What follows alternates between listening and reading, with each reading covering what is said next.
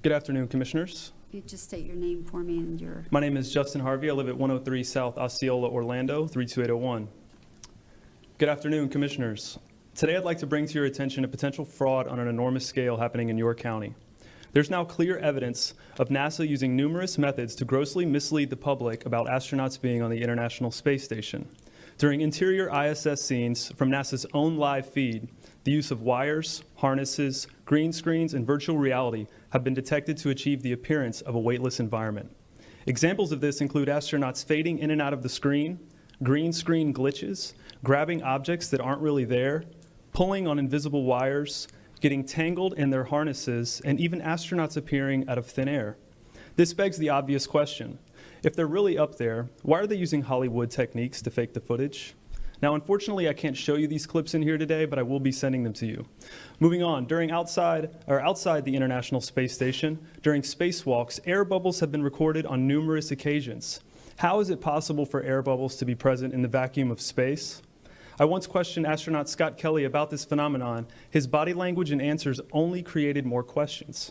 In 2013, astronaut Luca Parmitano nearly drowned during a spacewalk when his helmet filled with water. This happened again just last year. Air bubbles, helmets filling with water, and drowning. Are they in space or are they underwater? Now, what's really interesting is that they trained for spacewalks in an underwater pool with a complete ISS replica.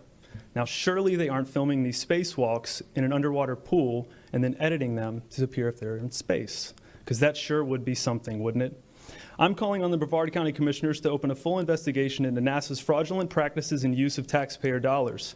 It costs NASA $3 billion per year to operate the ISS, and if they don't have a darn good explanation as to why they're faking these videos, I and the public would like a darn good explanation as to where our tax money is going. And if they are indeed faking the funk, it is our duty to expose and eliminate this fraudulent and astronomically wasteful ISS program. And look, I know what you're all thinking. The NASA is part of the federal government, and you're just county commissioners. Even if what I'm saying is true, what can you do?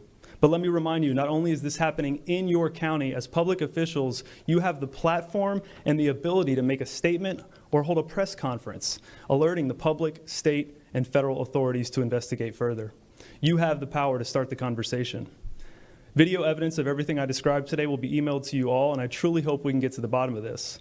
I look forward to the day that $3 billion annual budget is put towards our veterans, our homeless, maybe some of that mental health stuff the young lady just spoke about, and the revitalization of Brevard County.